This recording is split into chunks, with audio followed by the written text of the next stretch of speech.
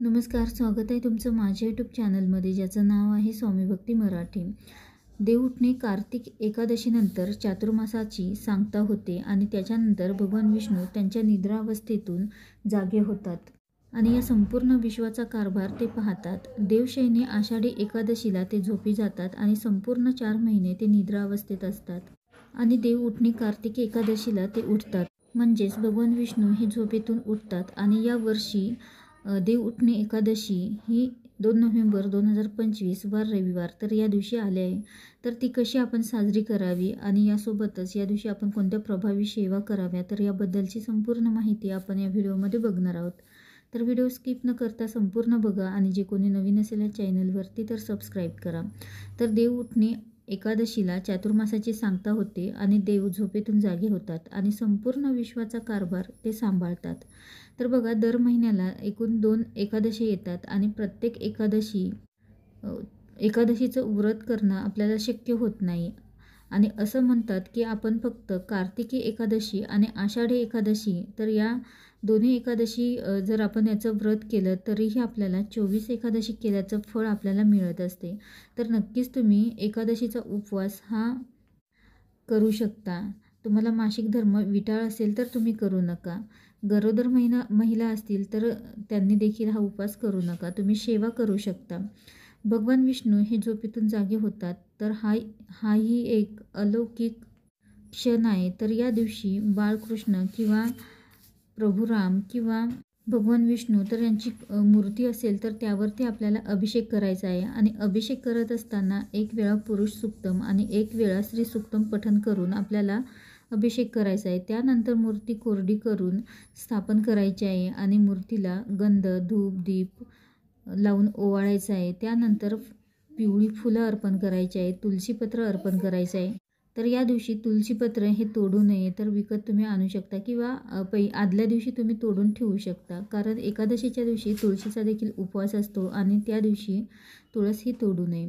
त्यासोबतच तुम्ही खडीसाखरेचा नैवेद्य देखील ठेवू शकता आणि त्यावरती तुळशीपत्र हे आवर्जून ठेवा किंवा तुम्ही पिवळ्या रंगाचे पेढे देखील अर्पण करू शकता. त्यासोबतच या दिवसापासूनच संतान प्राप्तीची 40 दिवसांची प्रभावी सेवा देखील तुम्ही करू शकता. त्यासोबतच दिवसभरामध्ये कोणती सेवा करावी, तर तुम्ही या दिवशी विष्णू सहस्रनामाचे पठण करू शकता. अतिशय दिव्य आणि प्रभावी अशी ही सेवा आहे. तर याचे तुम्ही पठण किंवा श्रवण देखील करू शकता. त्यासोबतच जवळपासच्या मंदिरामध्ये म्हणजेच विठ्ठलांचं मंदिर किंवा बाळकृष्णांचं मंदिर, भगवान विष्णूंचं मंदिर तर यापैकी कोणतंही मंदिर असेल तर तिथे जाऊन दर्शन घ्या आणि नसेल शक्य तर घरामध्येच तुम्ही सेवा करू शकता. विष्णू सहस्रनामाचं पठण करायचं आहे, विष्णू सहस्रनामावलीचे पठण करायचे आहे, व्यंकटेश स्तोत्राचे पठण करायचे आहे. तर तुम्हाला भगवान विष्णूंच्या ज्या सेवा करणं शक्य होतील तर त्या सेवा तुम्ही या दिवशी करू शकता आणि काहीच करणं शक्य नसेल तर तुम्ही फक्त ओम नमो भगवते वासुदेवाय नमः या मंत्राचा होईल तितका तुम्ही मंत्रजाप करू शकता.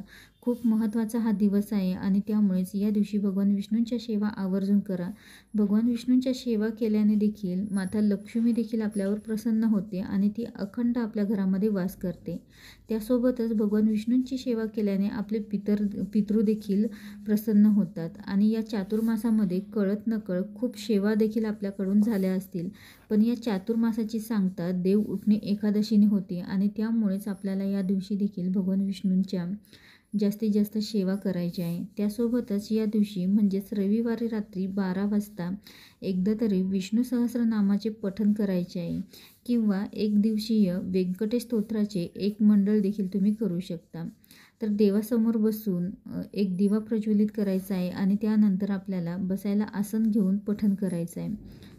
तर रात्री 12ची सेवा खूप प्रभावी आहे आणि या दिवशी रात्री 12ला केलेल्या सेवेचं फळ हे अधिक पट मिळत असते. विष्णू सहस्रनाम पठण करण्याचे अखंड आणि अगणित फायदे आहे आणि तसेच रोज तुम्ही जर 12 वेळा विष्णू सहस्रनामाचे पठण केले तरी देखील तुम्हाला चांगला अनुभव बघायला मिळेल. पण आपल्याला ते शक्य होत नाही आणि त्यामुळेच आपल्याला या दिवशी आवर्जून भगवान विष्णूंच्या सेवा या करायच्या आहे. आणि त्यासोबतच तुम्ही रोज देखील व्यंकटेश स्तोत्राचे देखील तुम्ही पठण करू शकता.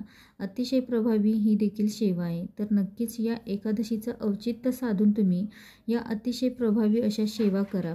मासिक धर्म असेल तर तुम्ही श्रवण करू शकता. तसेच एकश्लोकी विष्णू सहस्रनामाचे देखील तुम्ही या दिवशी पठण करू शकता. 1 वेळा किंवा 21 वेळा किंवा त्यापेक्षा जास्त वेळा देखील पठण करू शकता. तर आवर्जून तुम्ही देव उठणे एकादशीला या प्रभावी सेवा करा.